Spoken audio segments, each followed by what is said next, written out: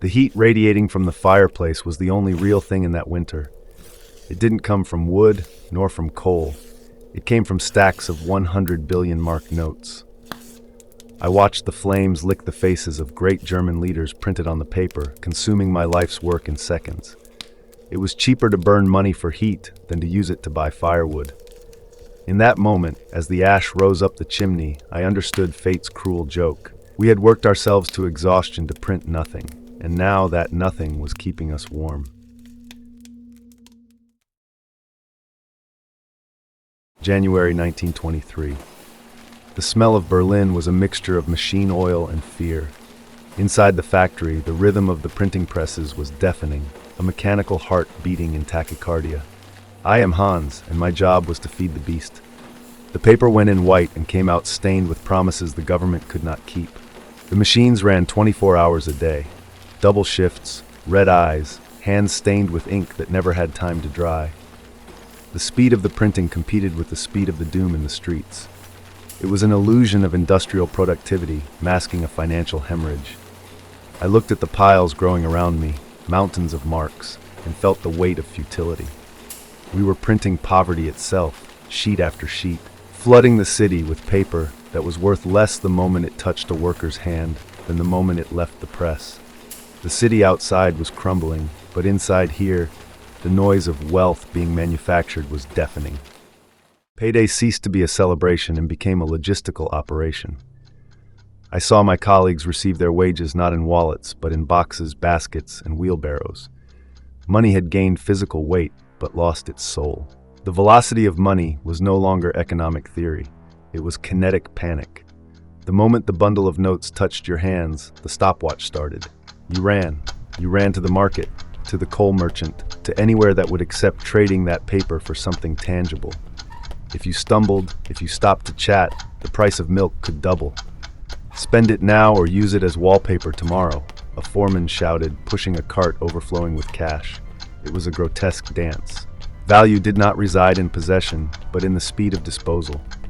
The money burned in your hands, not from heat, but from the terror of watching it turn to dust while you still held it.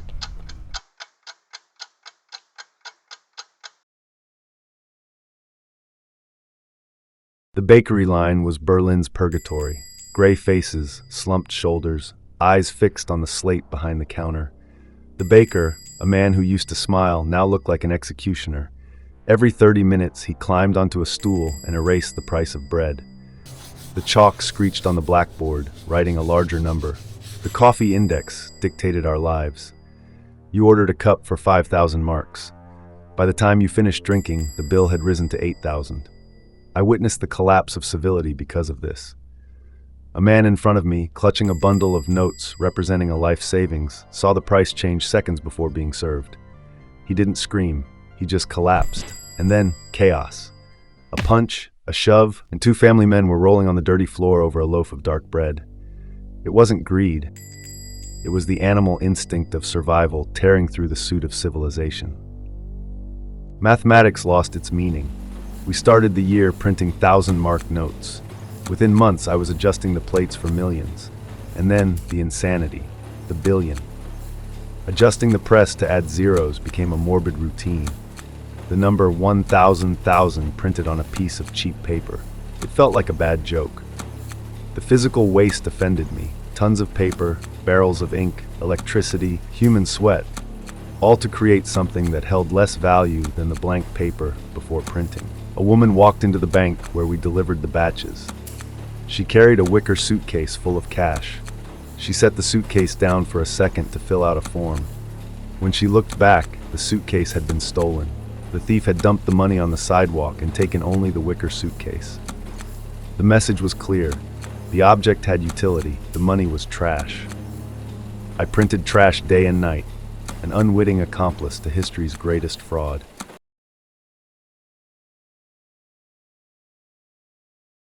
At night, Berlin's shadows hid the hunger, but not the shame. I stepped into a cabaret to escape the cold. The place reeked of cigar smoke and cheap perfume, but the dominant sound wasn't music, it was foreign accents. Americans, British, French, they were the new kings. With a handful of dollars, they bought the city. I saw an American tourist buy an entire apartment building in the center for $100. 100. The price of a dinner in New York bought the roof over 20 German families' heads. Resentment fermented at the adjacent tables. German war veterans, medals on their chests and stomachs empty, watched the foreigners order champagne. The inequality wasn't just economic, it was visceral. We were ghosts in our own capital, serving banquets to those whose currency still meant something. National humiliation didn't happen on the battlefields, but on bar counters where German dignity was sold for pennies on the dollar.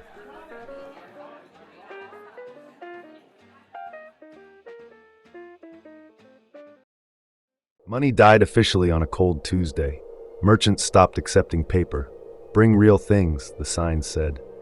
Modern Europe's complex financial system regressed 3,000 years in 3 weeks. Hunger does not negotiate. I walked to a farmer on the outskirts of the city. In my pocket, my grandfather's gold watch, a family heirloom that survived the war. In my mind, only the image of potatoes. "I don't take marks," the man said, not even looking at me. "It's 18-karat gold," I replied, holding out the watch. The trade was fast, a century of family history for a sack of dirt-covered tubers. Walking back, feeling the weight of the potatoes on my back, I understood that society is a thin layer of ice over a dark ocean. The watch marked time, but the potatoes guaranteed one more day of life. Civilization had ended. We were in the realm of primal survival. Winter arrived with icy vengeance. Coal became a myth, inaccessible to anyone without foreign currency. At home, the cold ached in our bones. I looked at the bundles of cash I brought from the factory, scraps, cutting errors, or simply my previous day's wages that could no longer buy a matchstick. The logic was irrefutable and insane. The caloric value of the burning paper was higher than the face value printed on it. I stacked the marks in the fireplace. I struck the match. The flames rose, blue and orange, consuming zeros upon zeros. I sat there, warming my hands over a theoretical fortune. My neighbors did the same. The smell of Berlin changed. It wasn't just coal anymore. It was the acrid smell of burnt ink. We were incinerating the state, burning the economy so we wouldn't freeze. It was the most honest moment of that year. The money finally had a real use. November 1923. I arrived at the factory and the sound had stopped. For the first time in months, the presses were silent. The Rentenmark miracle. A new currency, backed by land and industry, not hot air. The government cut 12 zeros. 1 trillion became 1. The silence of the machines was the loudest sound I ever heard. In the streets, the shock was traumatic. Prices stopped rising. Bread cost the same in the morning as it did at night. People walked around dazed, like sailors who had just stepped off a storm-tossed ship and couldn't walk on dry land. The stability felt suspicious, a trap. I looked at the idle machines, smelling the cold oil. The fever had broken, but the patient was in a coma. Normality returned, but trust had been murdered. No one looked at a banknote the same way again. We knew now that it was just paper. The economy stabilized, but Germany's soul was broken. Where misery digs a hole, hatred fills the void. In the beer halls of Munich and the back alleys of Berlin, a name began to circulate. It wasn't a banker, nor an economist. It was an agitator, Hitler. He didn't talk about interest rates or trade balances. He talked about betrayal, about culprits, about revenge. To a people who watched their savings turn to ash and their dignity sold for peanuts, those words were seductive. Hyperinflation robbed the middle class, leaving behind a mass of desperate people ready to believe anyone who promised order. I heard the shouts in the taverns get louder. Money had stabilized, but the madness had merely changed address. It left the banks and went into politics. The economic monster was dead, but something far worse was being gestated in its corpse. I look back now and see that 1923 wasn't just a bad year. It was the year reality dissolved. Hyperinflation is a ghost that never leaves the German psyche. It is the constant fear that the ground beneath your feet might turn to vapor. Today, when I see governments printing money to solve complex problems, I smell that fresh ink. I feel the chill of that winter. Money is a shared belief. It is an act of faith. And I saw with my own eyes what happens when the gods of that religion die. Civilization doesn't end with a bang. but with the sound of a cash register that never stops ringing, until the price of everything is infinite and the value of everything is zero.